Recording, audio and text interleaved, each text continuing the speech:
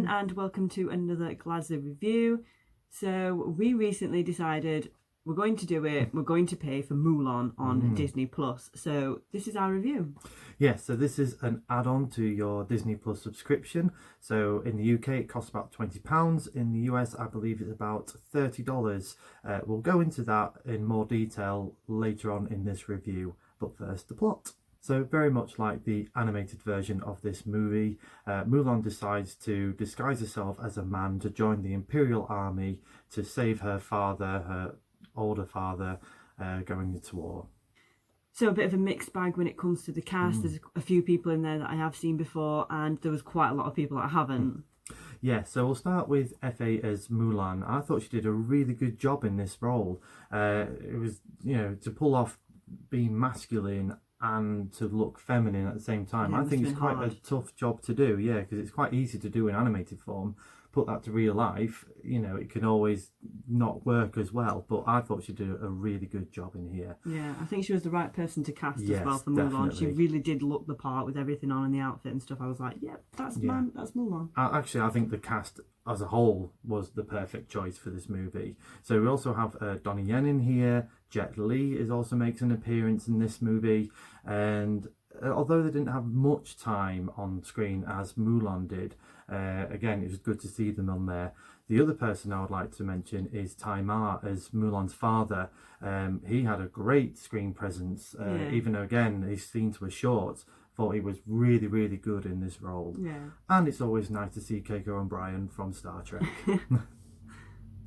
So, onto the story. Again, I don't remember much of the animated movie. I know I've seen it a couple of times, but I know it kind of just ventures off in its own different direction in this live action remake.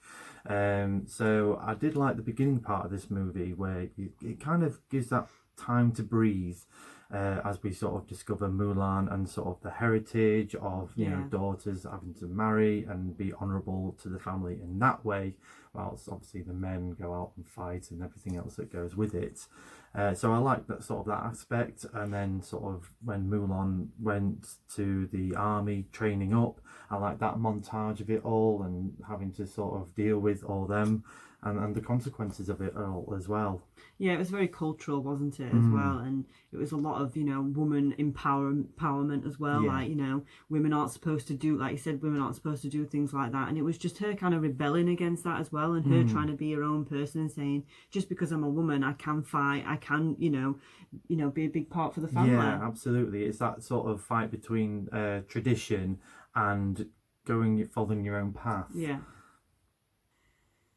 So visuals and effects, I was like, oh my god, visuals! I loved them. I thought they were so colourful. Yeah. I thought it was so beautiful. And I don't know if anyone ever does this, but I always do this in films. I always Google to find out where it was filmed because I'm just so interested in like the beautiful places and things. So it was filmed mostly in China and New Zealand, and it's just breathtakingly beautiful. I just loved it. I thought it was so pretty, I agree, yeah. gorgeous. The director did a really good job in terms of the visuals and the cinematography of this one.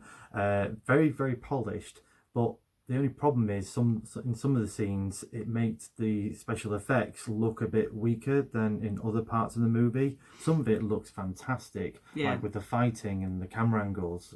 Yeah, there was a lot of weird different camera angles that I've not seen before, where like if say Mulan was walking up a wall, the camera kind of turned so you was kind of like doing it as well. It was a bit weird, a bit like whoa, but it was quite clever. It was really unique. Yeah, I really agree. nice. So with those parts looked really well. With some of the visuals just looked a little bit weak. Some of the arrows being flying around is clearly CGI, so it took me out of the film a bit, where it's sort of like, this is the person on green screen. Yeah, it can be a bit more noticeable sometimes. Yeah, when you're like, very 50-50. Yeah. Entertainment wise, I felt that the first half was a lot more stronger than the second half. I felt the second half was a little bit more rushed, getting towards that climatic ending. So much so that I thought the witch character kind of got a bit lost in translation with that. I can see what they were trying to go for with the two different worlds between her and Mulan, but I felt that it just missed the mark with that by being a little bit too rushed. Yeah. So overall, I was extremely entertained by this movie. Visually, I think it's absolutely beautiful, and I think it was the perfect cast to have for this film. I wasn't blown away by it or anything. I don't think I'll be rushing to watch it again, but I do think a lot of families out there are going to like it. I think there's a lot of people out there that probably won't like it as well. But yeah, each to their own. Rating? 6 out of 10. I'm going to give it 6.5 out of 10. I was entertained myself. Again, felt the first half was better than the second half. Is it one of the worst Disney adaptations out there? Nope. Was I entertained? Yes. Can Disney do better? Absolutely. Especially we've still got Hunchback that they can do, Little Mermaid they can do. Yeah. I just feel like they get a bit bland with the characters after a while in these movies. We've seen it.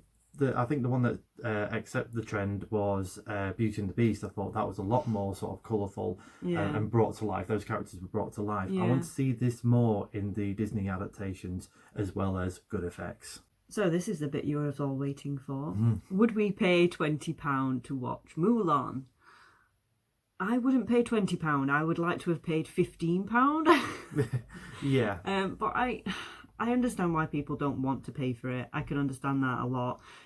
We had the money at the time, so it wasn't, it wasn't going to affect anything by paying £20. And I really wanted to watch it. I didn't want to wait until December when it's free on Disney Plus, but I'm happy that we get it now, and if we do have the option, we can watch it again because it's on there now all the time, as long as we've got I agree with you. I think 15 is a good benchmark for this.